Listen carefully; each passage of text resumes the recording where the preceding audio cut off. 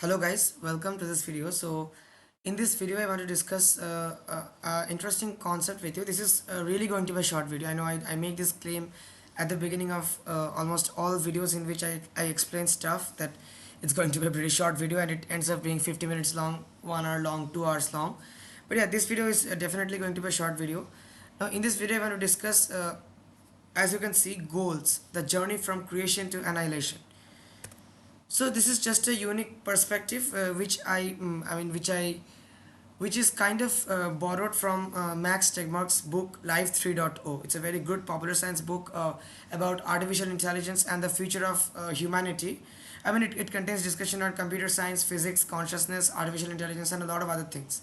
It's a very good book which you definitely should check out. Just as a human being, because it's about the future of humanity. It's not just about any particular subject or anything. So yeah, now physics is at the most fundamental level is physics. Beyond biology, beyond and all of this, at the deepest level of understanding is we have physics. The understanding at the level of atoms and molecules. Atoms and electrons are the most fundamental particles. Not even molecules. Molecules is the level of chemistry, and then we have cells, which is the level of biology, and then we have maybe even organs and organ systems, which is the level of medicine, and then we have entire human beings, which is the level of psychology, social science, and everything. But yeah, physics deals with the most fundamental level. Electrons and quarks are the most fundamental particles. So physics corresponds to the creation of goals or self-organization. This is a very good way to look at the situation, and that's that. Well, see, there are two equivalent ways of describing physical laws, either as the past causing the future, or as the universe trying to optimize something. So as the past causing the future means there is you're trying to, for instance, in mechanics, you can use Newton's second law of motion, which is that force is the rate of change of momentum, or F equals dp dt, or more popularly F equals ma, mass into acceleration.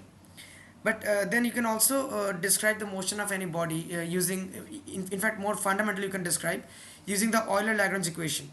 So basically, I'm not going into the technical details of the Euler-Lagrange equations, but the basic idea is that you're trying to minimize the action. The action is mathematically defined as the integral of the Lagrangian over time, and the Lagrangian is the kinetic energy of an object minus its potential energy.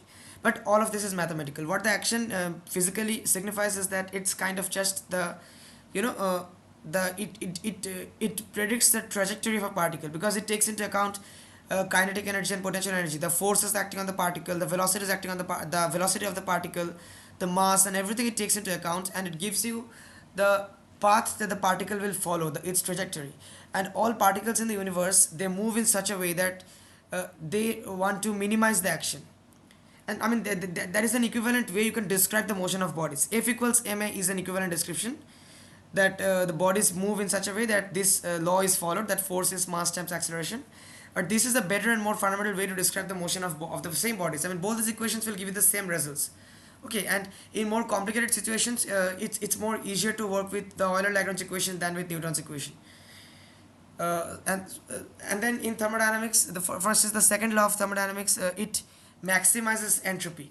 Now we know that if the overall entropy of the universe must increase, and everything in the universe, especially when you're thermodynamics is kind of a macroscopic science, right?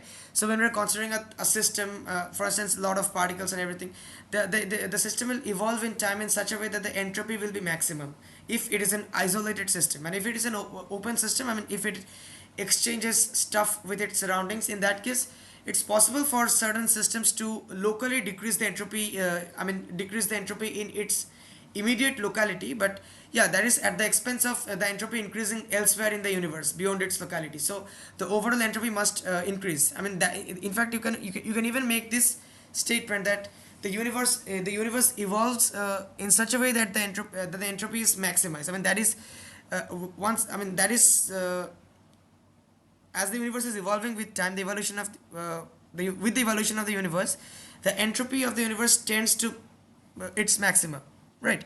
So that means the second law of thermodynamics kind of maximizes entropy. Then moving objects minimize the action. So basically, you can there are two equivalent ways of describing the laws of physics. That is either as the past causing the future or as the universe trying to optimize something. Optimize means either maximize or minimize. Now universe evolves according to these physical laws, and yeah, and on the way, I mean, as the universe evolves, it forms self-organizing systems that are increasingly complex.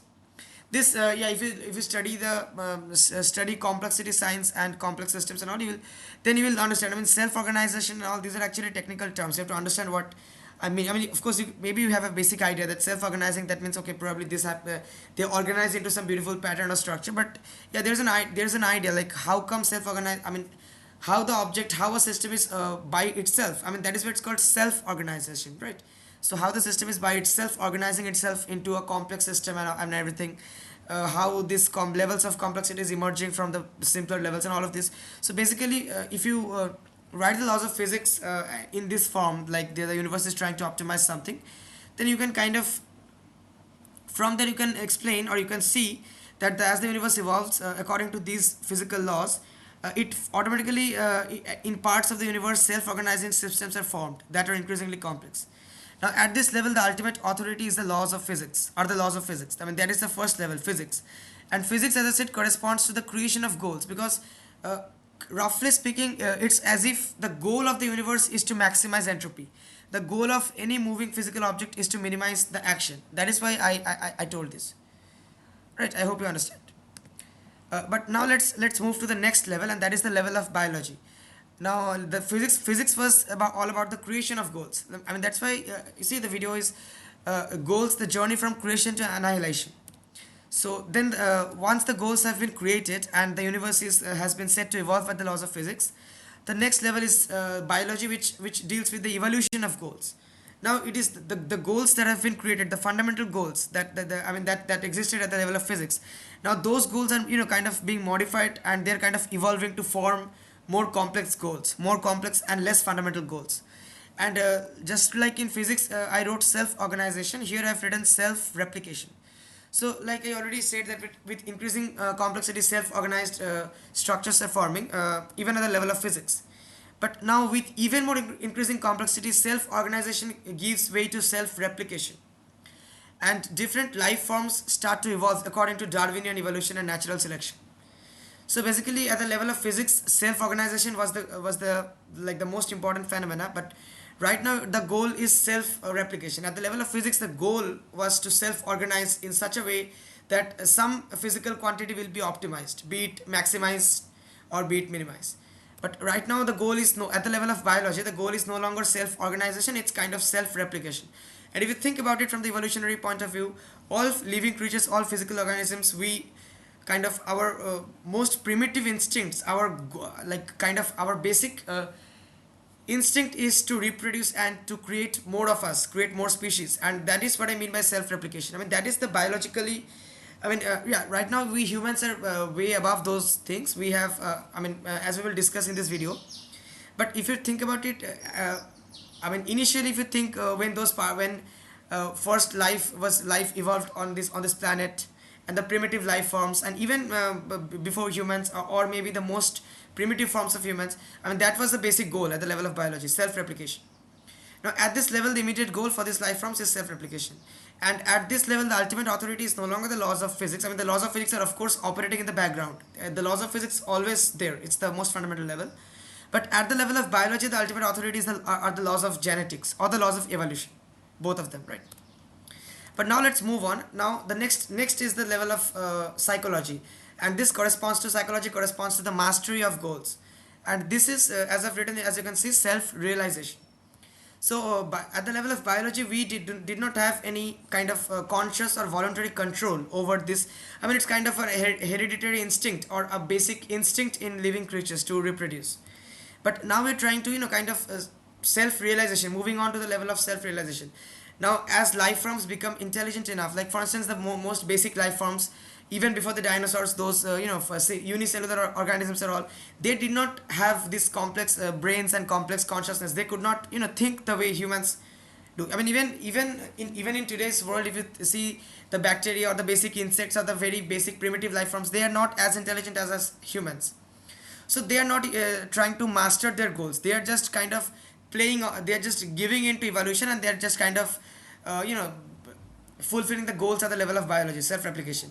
But since we humans are so intelligent, like as life forms become more and more intelligent, and after a certain point they will become enough intelligent to figure out that the genetic goal, that is the self replication. Now once humans figure out, once this intelligent life form figures out that the genetic goal is self replication, and this goal is kind of what is controlling us, that then we are kind of realizing the ultimate realizing the goal that is driving our behavior. And this is what I mean by self realization. And once we realize, once we achieve this self realization, then it is possible for us, it becomes possible for us to defy this goal within our limits. Once you realize somebody is trying to control you, if you can understand that, then of course you can fight back, you can fight back that control. If you realize that I'm trying to control you, then of course I cannot I can no longer control you, because you know that you're being controlled. So you will of course not do whatever I tell you to do. But if you don't realize that I'm trying to control you, you are under the impression that you are kind of doing all of whatever you're doing because you want them to do, because you have not yet achieved that level of self realization, but actually I am controlling you. Then you cannot fight me, because you don't even know that I'm controlling you. But once you achieve that level of self realization, once you realize that actually I am controlling you, then of course you can defy me within your limits. Why I'm saying within your limits? Because yeah, maybe there are some limits, maybe I am controlling you, that means I am more powerful than you, and there are some aspects that you cannot, that is out of your hands. But still, if you realize that you are being controlled, you will not be then you cannot be controlled with the same effectiveness that as in the past. That is what I'm trying to say. Now, although we humans currently the most complex life form on earth, although we know that the biological goal is self-replication, we form and prioritize our own personal goals in life. And at this level, the ultimate authority is the laws of are the laws of psychology, or basically feelings. Because see, we at the level of biology, the laws of evolution, the laws of genetics, the laws of anatomy, the laws of biology, the laws of reproduction, all the animals are kind of playing by these laws. They do not have any higher, if you look at the dogs or even lesser life forms, they don't have any future plans like, okay, I will study physics, I will study chemistry, I will go on to do a PhD, I will move into academics, I will move into industry. They don't have these kind of things. They're just they just, okay, let me just have enough food for today. I have food, I have shelter, I am fulfilling my goal of self replication. That means that is enough. But we humans, we are not satisfied by that, right? We have plans for our future. We are trying to, somebody is trying to find out the theory of everything. Somebody's Elon Musk is building reusable rockets, and he's kind of pushing the boundaries of human technology. Then Edward Witten is trying to, I'm just giving you examples. I'm not saying that Edward Witten is the only person who is working on string theory, or Elon Musk is the only person who is working on reusable rockets or electric cars or whatever. The point is that I don't want to go into controversies by making specific examples, but the point is that we humans, our goal is not just self-replication. We have future plans. We have our own goals in life. We have our own personal purpose and goals in life. And we can form these goals, and we can prioritize these goals even above self-replication, because we have achieved this level of self-realization, and that this is at the level of psychology. That means kind of we have mastered our goals. That is the mastery of goals. So we started with physics, and that is the creation of goals, self-organization. Then we moved into the level of biology, and that is the evolution of goals, self-replication. Then we moved one step further to the level of psychology, and that is the mastery of goals, self-realization. So at this point, we have realized that the goal is the biological goal. We have kind of broken that code, and right now we're trying to master the goals. But like I said, it's possible once we achieve this level of self-realization, it's possible to defy all of this within our limits. But if we try to break beyond these limits, then that takes us to the next level, and that is engineering, which corresponds to the hacking of goals, and it's kind of self-upgradation. See, mastery of goals means we are mastering the goal within our limits, but hacking of goals means we are going beyond our limits and changing the goals and forcing it. Modifying the goals to our benefits. That's what we mean by hacking, right? Like when you hack a computer. Whether it's ethical hacking or kind of we're hacking to steal someone's personal information, whatever. But hacking means you're trying to modify the computer. Some software, some program to do what you want to do. I'm not going into whether it's whether your intention is good or bad. But yeah, that's the idea. So similarly, in context of this, it's self-upgradation. It's you are no longer satisfied with self-realization and kind of prioritizing your own goals over the goal of biology. That's self-replication. But right now you're saying that what if I can upgrade myself to even better kind of creature. See, when our personal goals become so complex that they cannot be achieved just through self-realization or self-reflection, then we think about ways to break free of our limits. And that's why we engineer smart machines and programs that can help us achieve bigger goals.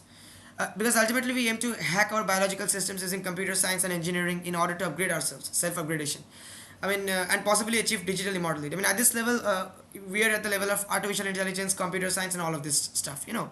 And although they are designed to help us achieve our goals, I mean, these computers and all, at this point, the capacities and limitations of the programs we write and machines we build are what really matter, and these are determined by the laws of computer science and engineering. So at this level, the ultimate authority, they are the laws of computer science and engineering. Because yeah, of course we are building this, we're writing these codes and these software programs and building machines and computers, but that means the laws of computer science put some constraint on these machines. I mean, a computer cannot be indefinitely efficient.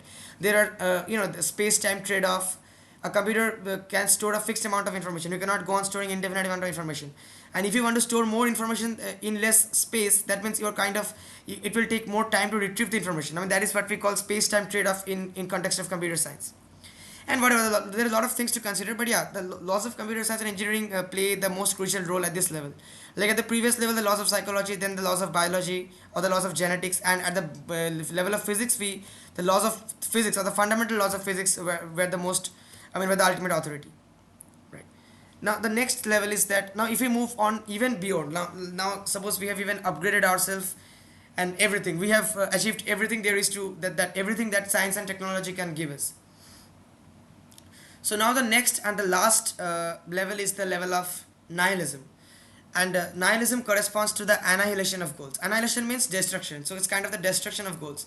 So like I said, goals, the journey from creation to annihilation. So the goals were created, the notion of goal, the concept of goal, like at the level of physics, as I already told you, the goal is to optimize some physical quantity.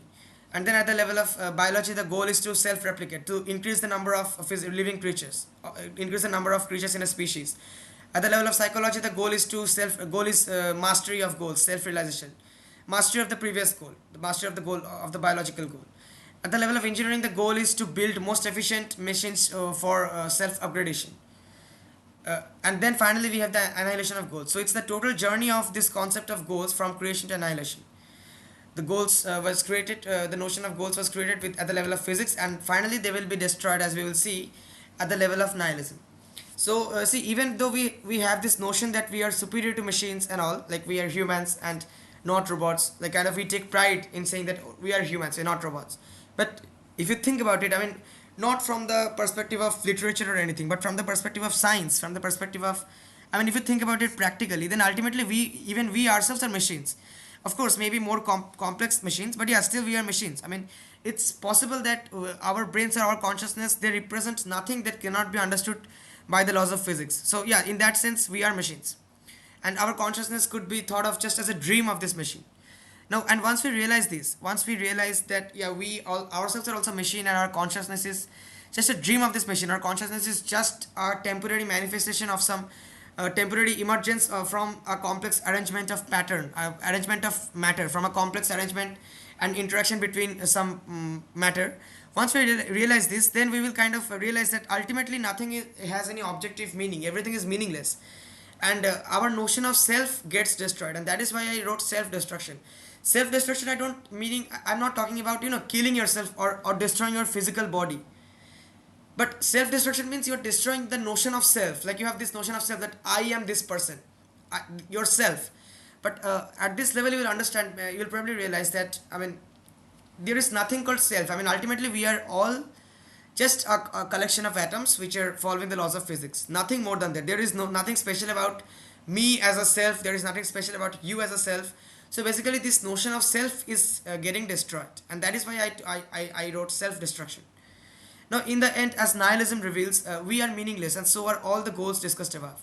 So, when I say that the universe evolves with this goal in mind, that the universe evolves to maximize entropy, or an object moves in such a way that the action will be minimum, I mean, it's not really, that is that, I just told you that just to explain, but just for the sake of explaining, but it's not really correct to say that the universe evolves with this goal in mind. I mean, the universe does not evolve to maximize entropy, but the universe evolves in such a way that entropy is maximized. It's very crucial to understand the difference. See, the universe, for instance, does not evolve with the goal of maximizing entropy. That is just the way the universe is. Because according to nihilism, there is no objectively meaningful goal in the universe. Even the goals of physics are ultimately meaningless. See, you might think that they are. I'm saying the same thing, but no. If I say the universe evolves to maximize entropy, that means the universe actually have an objectively meaningful goal. I mean, it's an objective goal that the universe has this goal that I have to maximize the entropy. So with this goal in mind, let me evolve. But that is not what actually happens. What actually happens is that the universe evolves in such a way. I mean, that is the way the universe is, as I've written here on the slide, as you can see. That is just the way the universe is. That the universe evolves in such a way that entropy is maximized. I mean, of course, the universe when the universe came into existence, maybe during the Big Bang or whatever, the universe did not think that okay, let me set a goal that I want to maximize entropy and let me just start evolving with this goal in mind. Of course not. The universe just evolves how like as it is, and we have found that the laws of physics that can model this evolution of the universe predict that show us that demonstrates that the universe evolves in such a way that this quantity called entropy is getting maximized. That is the actual statement. Yeah, to explain this, we can say that the universe maximizes entropy, but it's not really as if the universe is kind of evolving to maximize entropy. The universe has no goal like this. Yeah, we can define goals, but these are actually subjective goals. There is no objective goal in the universe. That is what nihilism says. That ultimately everything is meaningless. I don't want to go deep into nihilism. And nihilism, strictly speaking, is kind of it's philosophy. It's not really scientific. But I think the approach of nihilism, I really like it, and I can really relate with it. And plus, I think that some claims of nihilism actually are scientific, unlike other philosophies and other religions. I mean, that's what I personally think. And I have discussed all of this in some previous videos also, so I will not go deep into nihilism in this video. But yeah, anyway, as you can see, so there is no objective or inherent purpose behind the workings of the universe. It's just a spontaneous process, and to explain the process, we kind of build our theories in such a way that we can maybe say that okay, this is a goal, and then at a less fundamental level, say the level of biology, this is the goal and all. But fundamentally, there is nothing called goal, and that's why this goals, the notion of goals or the concept of goals, that is getting annihilated or that's getting destroyed. So that's why I say the goals, the journey from creation to annihilation. So at this level of nihilism, every goal or every meaning is destroyed, and ultimately we are left with just void, a meaningless void. And that's the real truth. That's the most fundamental thing. That's as deep as we can go, kind of. So yeah, there is no place for fundamentally goal-oriented behavior in nihilism. And nihilism destroys or annihilates the very notion of goals. And at this level, ultimate authority is, nihilism itself. Ultimate authority is logic or objectivity, because it's a kind of extremely logical philosophy. Yeah? At this, and nihilism is not trying to explain a particular phenomena of the physical world, particular phenomena in the physical world. So nihilism, does not have any assumptions or does not use any law of physics or anything. So at this level, the ultimate authority is just logic and logic alone. And yeah, this is the last slide, and which is the bright side of nihilism. So it's just kind of an aside, or kind of you can say just an extra remark, extra slide, because technically the video was goal, the journey from creation to annihilation, and we have already covered that. Physics, the creation of goals, self-organization. Biology, the evolution of goals, self-replication. Psychology, the mastery of goals, self-realization. Engineering, the hacking of goals, self-upgradation. And finally, nihilism, the annihilation of goals, self-destruction. As I already told you, self-destruction does not mean destroying your physical body or your physical self. It's the destruction of this concept of self. So anyway, yeah. Now the bright side of nihilism is that now some people are depressed with the possibility that life could be meaningless, but some people turn this into the source of meaning. They have a more positive interpretation of nihilism, and I belong to the second group. So our logic is that see, life by itself is devoid of any intrinsic meaning, any objective meaning. But this is precisely why we are free to assign a meaning of our choice to our lives. Since life does not come with its own inherent meaning that all of us are bound to agree to, then we are free to assign a meaning to our life. Like for instance, the meaning of my life can be physics, can be exploring physics. The meaning of Alan Walker's life can be creating better music, creating better songs, and connecting fans around the globe. The meaning of the meaning of a physicist, or the meaning of the meaning of a businessman can be to maximize his profit. Whatever. None of these are objective meanings, of course. But still, since there is no objective meaning, that this is precisely why we are allowed to assign our own meanings to our lives. That means we are kind of free. We would not have had this freedom or independence if life was by itself meaningful. So nihilism thus kind of frees us from any imposed restriction or imposed meaning. So, and that is, I believe, you can think of it as the bright side of nihilism. Yeah, so that's all I wanted to discuss in this video, guys. And like I said, the inspiration behind this concept, this, this breaking down everything in terms of goals and explaining this physics, biology, psychology, engineering, and nihilism. It's not exactly, copied from, of course, it's not exactly copied from this book. But this book also makes this kind of classification, not precisely this classification, as I already told you, but similar classification on the basis of goals. So yeah, that's for the inspiration of this video, or whatever I told you in this video, this perspective which I wanted to share. It's not any scientific or any original idea, just a perspective. The inspiration is Life 3.0 by Max Tegmark, and yeah, you can definitely check out this book if you're interested. So that's all, guys. Thanks for watching.